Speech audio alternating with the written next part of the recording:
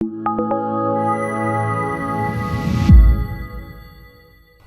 name is Fabrizio Carmignani, and I'm a professor of economics at Griffith University. It is my pleasure today to moderate the panel discussion. Before we start, I would like to thank and congratulate colleagues at CEDA on an excellent report. I encourage all of you to read the report. There is a lot in this report, and the recommendations and the conclusions are particularly thought-provoking and very interesting. I also would like to congratulate CEDA on yet another excellent event. Well done. So, sorry, I'm trying to find the right. So in a moment I will open the floor for questions. But just as a way to kick off, and in the meantime, let me thank both of you, Jared and Jenny, for your presentations, which really have given us some insights, and I would like to explore some of these insights. So let me kick off by asking a question each. And Jenny, I would like to start essentially from your last slide, the conversation, okay? I have the impression sometimes that the conversation is mostly about balancing the budget, and we're focusing on the budget as a goal in itself. Obviously, the budget is a tool for a bigger goal. Are we forgetting a little bit the conversation about the type of society that we want to be? Shouldn't that conversation come first, and then the conversation on the budget be there as a consequence? In the end, we want to know the goal first, and then we have the conversation around the tool. Well, that's kind of what I was arguing, I think. So I've got to agree with the proposition since I just argued for it. I think it's actually, they're both important conversations. The reason that it's actually still important to focus on the balance is because you can't ignore a structural budget deficit. And you do need to be prepared to have fiscal room should we get an economic downturn, because it's really important to have that fiscal room. So those are important things to do. But it's quite interesting because the structural budget deficit matters a lot in the sense that when we were doing the migrant intake report at the Productivity Commission, hidden in a technical appendix, there's some very interesting findings, which was the more migrants you got, the worse the budget deficit got out over time in the models. And the reason for that is because even though our average migrant was earning more than the average Australian worker, the person coming in had to earn considerably more than the average worker, because at the time the budget settings were such that every person you added was going to be a net burden, even bringing them in at the age of 20 or 30, because it just was the way the budget was so out of balance. So we do have to pay attention to the budget balance, but I think we really do need a conversation about the size, the role of government. It's not the size of government, it's the role of government, and then from the role of government and what we want government to do, then comes the size, and then comes the question about how you have to actually raise the revenue to pay for what they want the government to do. I heard it described once that Australia is a once Scandinavian welfare system and American-style tax system, and I think that summed it up rather nicely. So I think that's why we still need to worry about the budget balance. Thank you very much. Jared, do you have something to add? I have a question for you specifically. Oh, another question. Or as a follow-up to this one, but if you have something... I think Jenny's made some really good points there, and I think we do need to have a balanced conversation about what we want to achieve as a society, and therefore what that means for the budget. And that was sort of the starting premise of this report, was that we do get so caught up in deficit and surplus, and it's absolutely important, no doubt about it.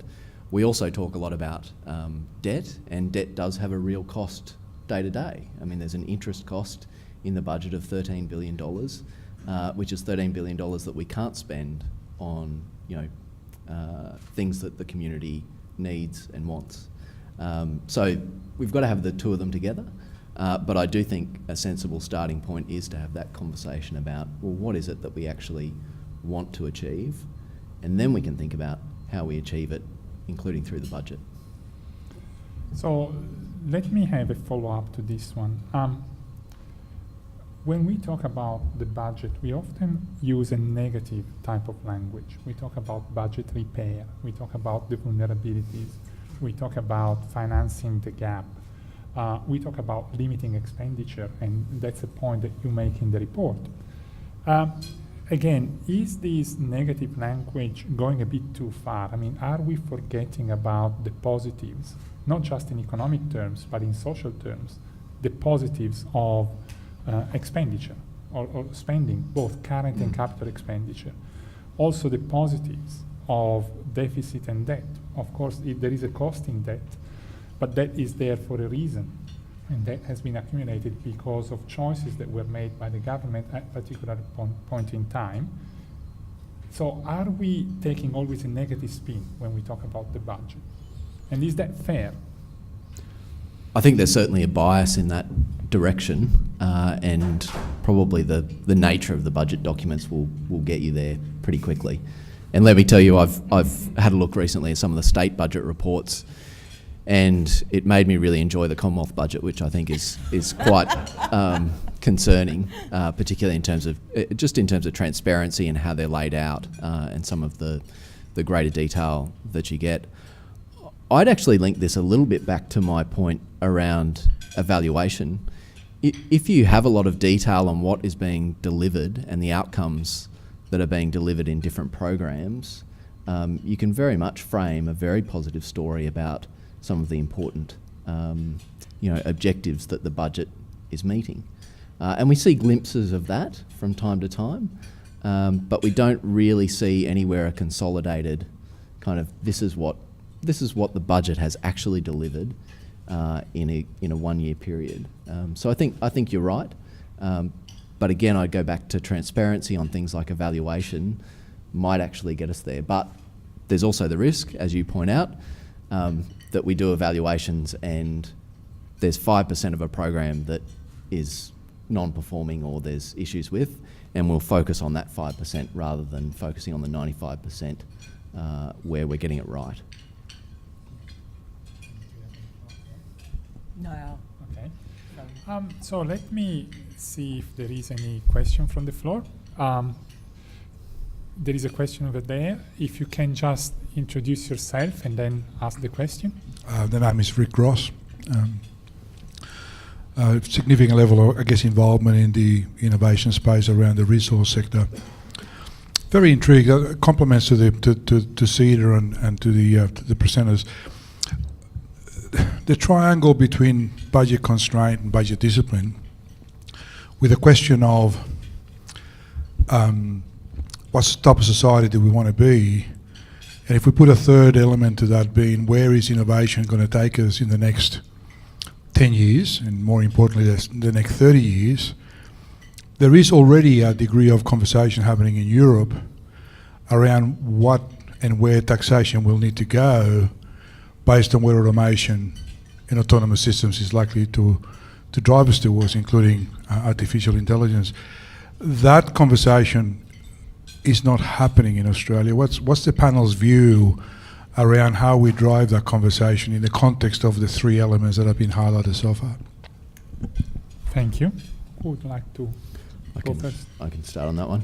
Thank you. I think you're absolutely right, and various times, certainly working on this report and other work since I've been at CEDA, we've thought about the bigger questions for the tax system, and we do. It's amazing to think that we had a tax review just over 10 years ago, but so much has changed in that time, particularly around digital, and we've spent a lot of time working on things like the base erosion and profit shifting agenda through the OECD, but we just haven't cracked the nut on how to tax in a new economy, essentially, and how to get the balance right to a point where people trust the system, but it also doesn't put a roadblock in the way of investment, and you're getting investment in some of these important new activities. So absolutely agree. I'm really hesitant to suggest that we should do a review because I'm so sceptical about what that might deliver.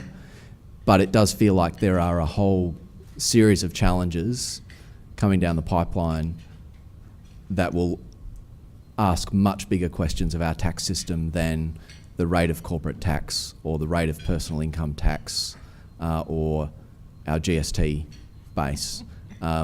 We will fundamentally be asking questions about what new tax bases we should be pondering.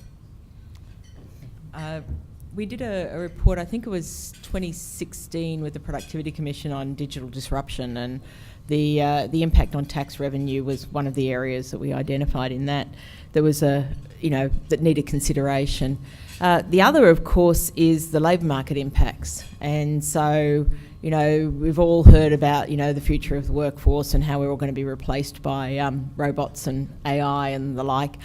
The bigger problem actually is that, just like after the Industrial Revolution, eventually people found jobs, but a lot of the people who lost their jobs in cottage industries never found jobs, and so you have a structural adjustment problem. And then the other problem that's really emerging is the declining labour share of income. And we for a long time have been taxing capital somewhat more preferentially, with the idea that we need it for investment and it drives innovation and growth.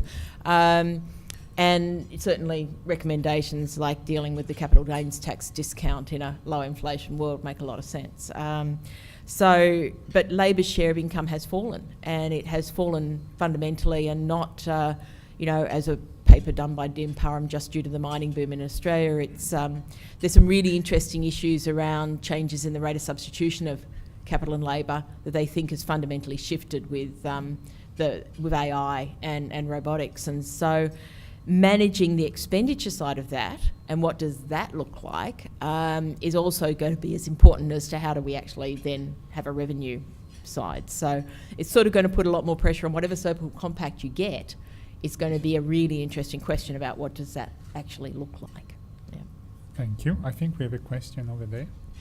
Yes, thank you very much for this work and your presentations, and also generally to CEDA. My name's Paul Bishop, I'm a local councillor, and so I suppose I put on a hat that, representing citizens, asks a slightly broader question than the government versus commerce realm. I'm interested in how the civic and the commercial and the community conversation can all align around the common interest.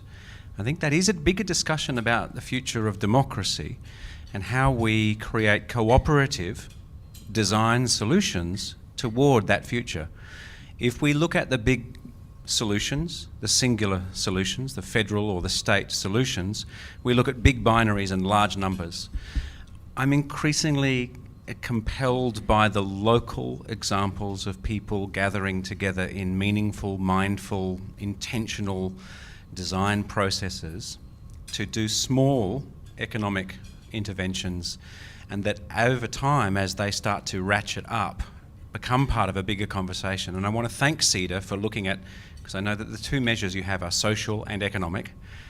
I think the broader conversation we all need to have as Australians is looking at that quadruple bottom line: the social, the economic, the environmental and the cultural, the ecological sustainability principles, not just talking about deep green versus, deep blue versus deep red, but how all those three colours align politically. And I think the conversation is critical, Dr. Jenny. I just think that where those examples are, they'll be in a diaspora, and as we see small examples, I'd be interested in your thoughts about the value of adding those up as a big number set as we go forward, and wonder if it's going to be a central command solution or a democratised on-the-ground solution, or something in between that we could curate and help design.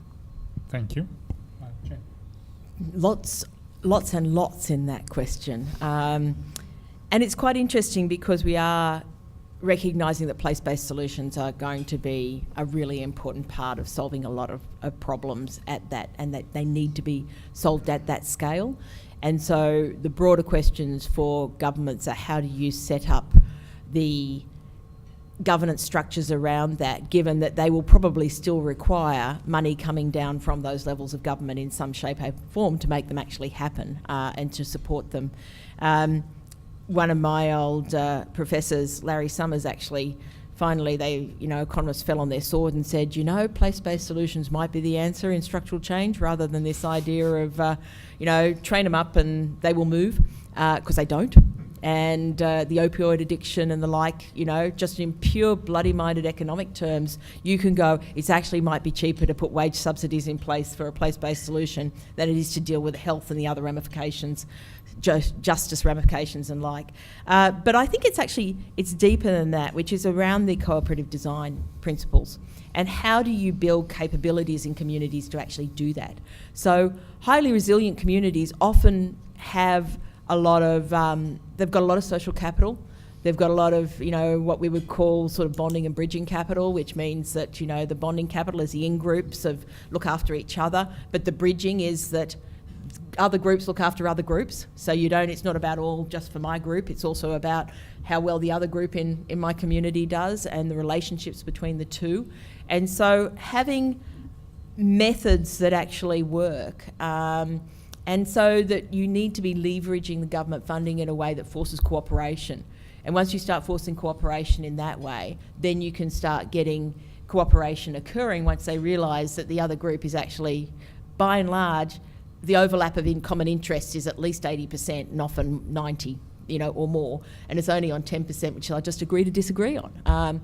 And so I think there's an awful lot in that, but there's also how do we evolve the structures.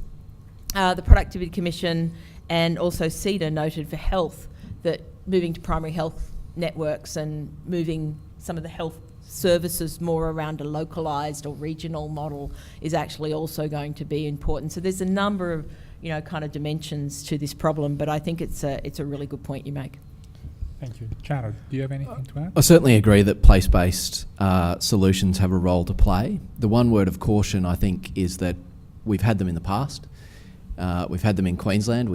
In Victoria, we had a neighbourhood renewal program, all of which seemed to be getting results, but were subsequently abandoned. So I guess the question this time is, what are the governance arrangements? How do we get it right? I think the other thing, if you look at the report that we released at the end of last year, Connecting People with Progress, we had quite a few contributions on this, including from Anne Tiernan from Griffith. And her piece was around the role of anchor institutions. So we do have hospitals, universities, other institutions sitting in local communities who have a great reputation, have a fair economic footprint, and can kind of be the anchor in bringing in and collaborating with a number of different sectors to work on place-based solutions. So fully accept that, particularly for some of these really difficult problems that we're grappling with and we're not seeing progress, we need a different approach. It's not necessarily a large government program out of Canberra. It will require place-based solutions. We're going to do a little bit more work on this this year. We're doing a report towards the end of the year on entrenched disadvantage. And one of the focuses on that is going to be case studies and showcasing a little bit different approaches that are happening throughout Australia and internationally, so that we can start to kind of bring forward some of the opportunities and start to implement some of these changes in that area. Thank you. I think we have time for one more question. If anyone, we have a question here. Thanks, Jared and Jenny. That was terrific. I've got a question, I guess, that comes off the back of that last comment around governance, and in particular, in the context of a federation, we're trying to deliver social compacts when we've got, obviously, the Commonwealth and the states in particular, and local government as well, playing in the same space. Jared, you showed that photo of the Prime Minister and the Treasurer beaming at the signing of a new generation of intergovernmental agreements, and perhaps we're moving back to sort of the micromanagement, lots of individual agreements, but maybe that was because that age wasn't as great as it was, that perhaps some of those national partnership agreements were written too loosely, and there was cost shifting happening, there was things that were getting defunded without people realizing it. So where do we find the balance, I guess, between how tightly you control the purse strings from, to deal with that vertical fiscal problem. But also, have we got the governance arrangements that can give us some hope that we'll actually get there in I guess, the next sort of generation of these agreements? It's a good question, John. I knew that you would have a question that was extremely difficult. And I used to work with John in Victorian government, so yes, I'm accustomed to his challenging questions. So you're absolutely right. There's a balance there, and this is what tends to happen over time. You kind of, you let go of the purse strings, and suddenly there's cost blowouts, and you want to pull everything back in centrally again. I do think that we've got to relook at the governance arrangements without kind of overcooking it. I think the last time, in 2008, I think one of the issues was that we did insert all of these new governance arrangements, and expectations were incredibly high in terms of what would be achieved from that, and we probably overdid it in terms of the number of different arrangements and institutions that we brought in. So I think there is a balance, and we do need to recognise in doing place-based solutions that there are going to be cases where you will have more agreements. But when I look at that list of agreements on the COAG Federal Financial Relations website, they're not the agreements that I would be expecting to see if we were implementing true place-based solutions to address, the big social issues that I think our federation should be dealing with. I think the other issue is, how do you do all this without addressing vertical fiscal imbalance in some way?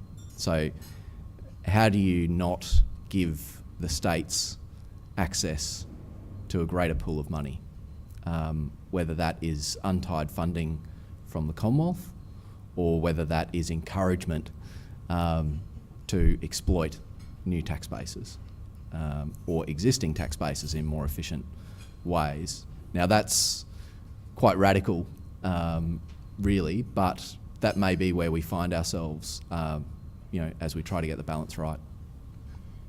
Jenny, do you have anything to add? That's a really hard question. Glad you answered it. It's a classic case of, if you had to design the system, you wouldn't start from here. And so we've got what we've got. And so it's a matter of working out how to change the institutional structures to actually get better cooperation. And I actually think that a lot of it is in decent evaluation and transparency around evaluation. So rather than these agreements and reporting being around, did you do X, Y, Z, because then I'm watching you. It's, you have to do an evaluation and make it transparent, and then we'll look at those and assess whether you've met the overarching requirements of the funding.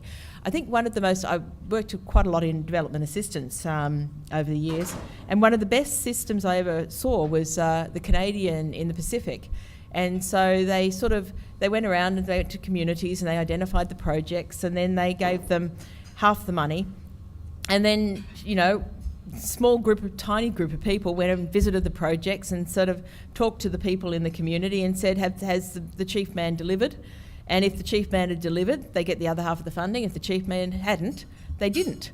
And because of the social constructs in the Pacific, it worked really, really well. So they got a higher proportion of projects actually being delivered than they did through the traditional means. So they did a kind of a before and after type of study and compared it to other donors who had all these requirements and reporting requirements and things like that. So sometimes, using evaluation, using your social structures to impose discipline might actually turn out to be a better way than trying to try people up with a whole bunch of reporting agreements. But it's a complement to resolving a bunch of other stuff rather than an answer.